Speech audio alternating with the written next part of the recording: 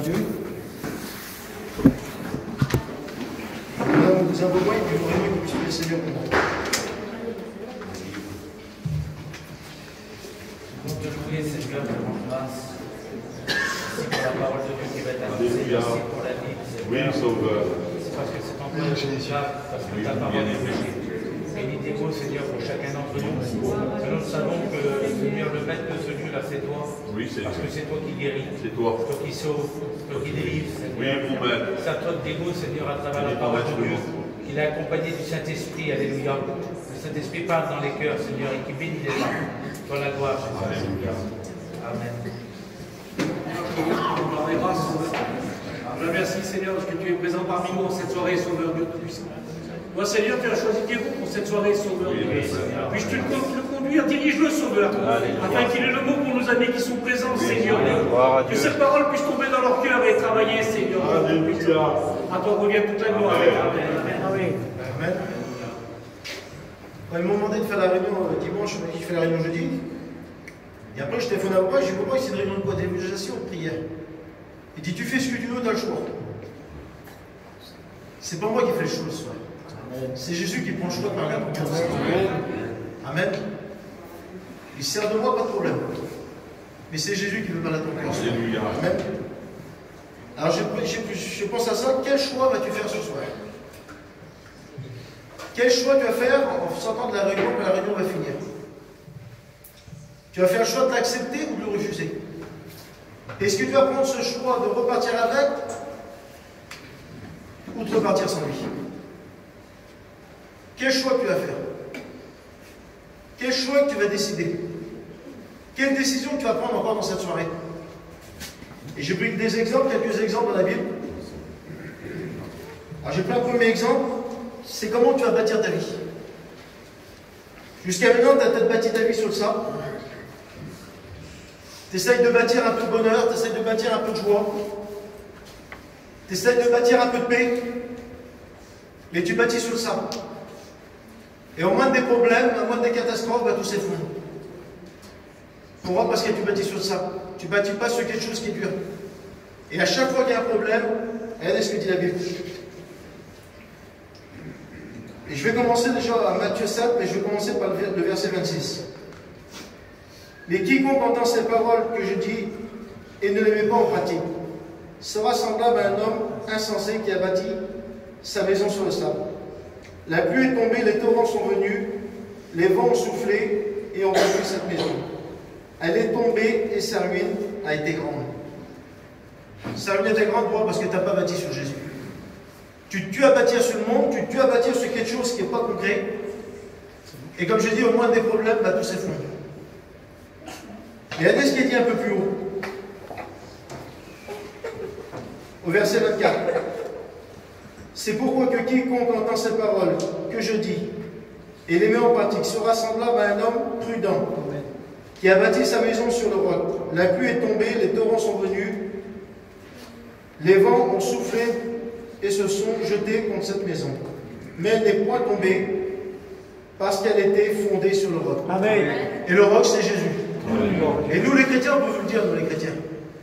Des problèmes, on en a. Des difficultés, on en a. Malheureusement, l'évangile, ce n'est pas un tapis rouge que tout va bien. Nous aussi, on a des problèmes. Nous aussi, on a des difficultés. Mais on sait sur qui s'accrocher. Sur Jésus. Amen. C'est lui, parce que lui, il est toujours là quand on a besoin de lui. Alléluia. Malgré les problèmes, les difficultés, lui, il est là. Il nous soutient. Il nous tend la main quand on va mal. Il nous supporte quand ça va pas. Alors, qu'est-ce que tu veux faire dans cette soirée? Tu veux toujours continuer à bâtir sur ce monde qui est dans le sable? Ou tu veux bâtir sur le roc? Quelque chose de dur, quelque chose de concret. Quelque chose que ça tient. Quelque chose où malheureusement, quand les problèmes viendront, les difficultés viendront, ça restera debout. Pourquoi? Parce que c'est Jésus qui est avec nous. Amen. C'est lui qui nous soutient dans cette soirée. Alors comment tu vas bâtir ta maison? Comment, j'ai marqué, comment tu vas bâtir ta maison? Et j'ai plein d'autres exemples. C'est dans Marc 10, 17.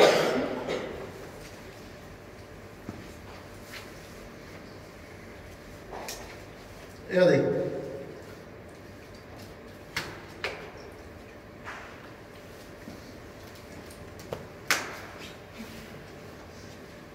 Et je pense à ça, comment tu vas l'accepter aussi. Et regardez ce que dit la Bible. Dans Marc 10, 17. Comme Jésus se mettait en chemin, un homme accourut se jeta à genoux devant lui. Bon maître, lui demande-t-il, que dois-je faire pour hériter la vie éternelle? Jésus lui dit, pourquoi m'appelles-tu bon? Il y a de bon que Dieu seul. Et dit, tu connais les commandements. Et ici des commandements. Il répondit, maître, j'ai observé toutes ces choses dès ma jeunesse. Jésus, l'ayant regardé, il est mort. À toi aussi ce soir, il t'aime bien. Amen. Il t'aime aussi. Il lui dit, il te manque une chose, vends tout ce que tu as, donne-le aux pauvres, et tu auras un trésor dans le ciel. Puis viens et suis-moi. Mais affligé de cette parole, cet homme s'en alla tout triste. Alors qu'est-ce qui t'empêche de venir à la réunion? Je pense à ça, moi. Qu'est-ce qui t'empêche d'accepter Jésus? Lui, c'est ses biens. Il avait de grands biens, donc par rapport à ses biens, il ne veut pas lâcher ses biens. Et toi, c'est quoi qui te tient, qui te rend triste, qui t'empêche d'accepter le Seigneur? Qu'est-ce qui t'empêche de venir à Dieu cette soirée? Et je pense à ça. Qu'est-ce qui t'empêche? Tes passions? Aller ta cigarette? Il y en a, c'est un petit verre d'alcool. Il y en a, c'est le travail. Je ne peux pas laisser mon travail, ça ne peut pas aller. Moi aussi, je croyais que c'était comme ça. J'ai dit, comment qu'ils font? J'ai ça, moi, je ne pourrai jamais être chrétien. Je ne pourrai jamais être chrétien. Tu meurs à la fin quand tu es chrétien. 25 kilos, j'ai pris. On meurt à la fin. On mange très bien. Donc, qu'est-ce qui t'empêche de venir à Dieu? Qu'est-ce qui te fait à chaque fois que tu vas à la réunion, tu repars tout triste? Dans cette soirée, par rapport à tes passions, comme j'ai dit tout ça, tu vas repartir encore tout triste dans cette soirée. Tu vas encore repartir encore tout malheureux parce que par rapport à ce que j'ai dit, tu vas repartir tout malheureux parce que tu dis voilà, je ne peux pas. Mais ça, c'est le peut pas de l'homme. Mais le pouvoir, ça vient de Dieu, le pouvoir. L'homme, il n'y a pas de problème, on ne peut rien faire sans Dieu. Mais c'est avec Dieu qu'on peut tout faire. Amen. Alors qu'est-ce qui t'empêche encore dans cette soirée que tu vas repartir tout triste? Qu'est-ce qui va encore te faire? Qu'est-ce qui va t'empêcher de repartir tout triste et pas d'accepter le Seigneur? Alors malheureusement, quel choix tu vas prendre? Tu vas peut-être prendre encore ce choix-là de repartir tout triste. Venir comme tu es rentré, malheureux, triste, pas dormir des nuits. Et j'ai plein d'autres exemples dans la Bible. Comme je l'ai dit, j'ai pris plusieurs exemples. Je ne peux pas vous dire longtemps. Et là, c'est Zachée, chef des publicains. Alors, Luc 19. Jésus était rentré dans Jéricho, traversait la ville, et voici un homme, Zachée, un homme riche appelé Zachée, chef des publicains, cherchait à voir qui était Jésus. Et cet homme-là, il cherche à voir qui était Jésus. Donc, il a déjà un bon désir dans son cœur. Comme toi, tu as un bon désir, tu es venu à la réunion ce soir. Donc, c'est que tu cherches quelque chose. C'est que tu sais qu'il y a quelque chose de bon à la réunion. Amen. Et cet homme-là, il cherche Jésus, il se cacha dans un sycomore. Il monta et puis il se cacha dans le sycomore, comme ça il sait que Jésus passait par là. Mais Jésus, ce soir, il ne joue pas à cache-cache. Quand on était pieds, oui, on jouait à cache-cache. Mais quand on cherche Jésus, lui, il se laisse trouver. Amen. Il n'y a pas de cache-cache. Toi, tu te caches peut-être, mais lui, il ne se cache pas. Lui. Il est là, il est présent, puis il veut t'aider en bas. Amen. Il y a la différence entre ces deux hommes. Il y en a un qui est reparti tout triste et un déçu. Et là, quand il arrive en dessous l'arbre, il voit Zachée. Il dit Zachée, hâte-toi de descendre parce qu'il faut que je demeure aujourd'hui dans ta maison. Hâte-toi de descendre de ton orgueil. Hâte-toi de descendre de tes passions. Hâte-toi de descendre ce qui te tient lié. Jésus veut demeurer dans ta maison ce soir. Jésus veut demeurer dans ton cœur ce soir. Et regardez ce que fait cet homme-là. Un peu plus loin, il dit mais Zachée, se tenant devant lui, devant le Seigneur, lui dit voici, Seigneur, je donne aux pauvres la moitié de mes biens, et si j'ai fait de tort à quelque chose à quelqu'un, je lui rends tout le quadruple. Et lui, pour être béni, il s'est délaissé, lui. Pour être béni, il faut délaisser ses passions. Il faut laisser sa misère pour être béni.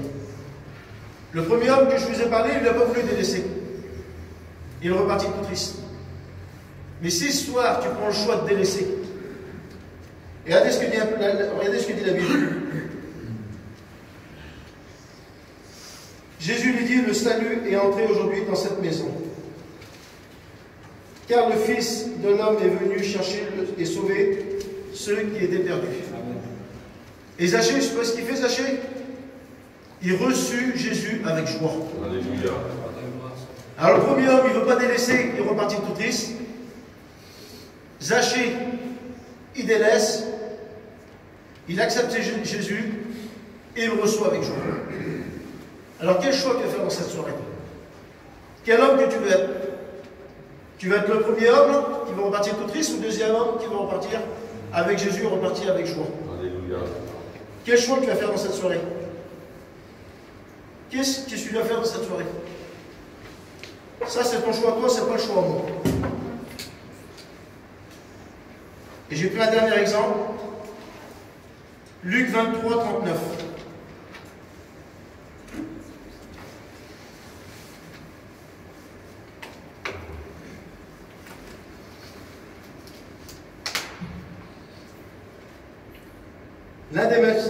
L'un des malfaiteurs crucifié l'injuriait, disant, n'es-tu pas le Christ? Sauve-toi toi-même et sauve-nous. Mais l'autre le reprenait et disant, ne crains-tu pas Dieu, toi qui as subi la même condamnation? Pour nous c'est justice, car nous recevons ce que nous méritons, nos crimes. Mais celui-ci n'a rien fait de mal. Et il dit à Jésus, souviens-toi de moi quand tu viendras dans ton règne. Jésus lui répondit, je te le dis, en vérité, aujourd'hui tu seras avec moi dans le paradis. Amen. Là, pareil, quel homme que tu veux? Cet homme qui le refuse? Ou cet homme qui l'accepte? Alors, quel choix tu vas faire pendant cette soirée? Et regardez, tu bâtis ta vie sur Jésus. Tu le reçois avec joie. Tu seras sauvé auprès de lui pour l'éternité, au paradis. Adieu. Quel choix tu vas faire? Alléluia. Quelle décision tu vas faire pendant cette soirée? Malheureusement, la décision, on ne peut pas la prendre. C'est à toi de prendre ta décision ce soir. C'est à toi de dire, c'est à toi de prier à Jésus dans cette soirée. Alors je te pose cette question-là, où tu veux passer ton éternité? Quel choix tu vas faire ou quel choix tu vas prendre pour passer ton éternité? Tu vas prendre le choix de passer ton éternité loin de Dieu. Et vous savez comment on dit les lieux, je peux en parler. Ou prendre le choix de passer ton éternité auprès de Jésus, dans le paradis. Là, il n'y aura plus de pleurs, plus de tristesse, plus de lamentation, il y aura que du bonheur. Il y aura tout en abondance. On sera à ses pieds, on louera, on l'adorera. Là, tout ira bien. Alors, qu'est-ce que tu vas faire? Comment tu vas repartir de cette réunion ce soir? Tu ne vas pas dormir là, tu vas repartir. Mais quand tu vas repartir, tu vas passer la petite poêle. Tu vas repartir avec lui ou sans lui? Tu vas repartir tout triste ou joyeux avec Jésus dans ton cœur? Quelle décision tu vas prendre? Malheureusement, comme je dis, on ne peut pas prendre de décision. C'est à toi de la prendre, cette décision. Et tu vas dire, je vais faire comment alors? Comment est-ce qu'il faut faire? La Bible dit, quand un malheur écrit, l'Éternel m'entend. Tu n'as pas grand-chose à faire, tu as juste à prier et à demander. Il n'y a pas plus simple que l'évangile. Sur ce quelques mots, on va prier le Seigneur. Je demande à Mec qui puisse prier le Seigneur. Pour la gloire de Jésus, merci pour ta grâce, Seigneur. Merci pour ta présence. Merci parce que tu es parmi nous.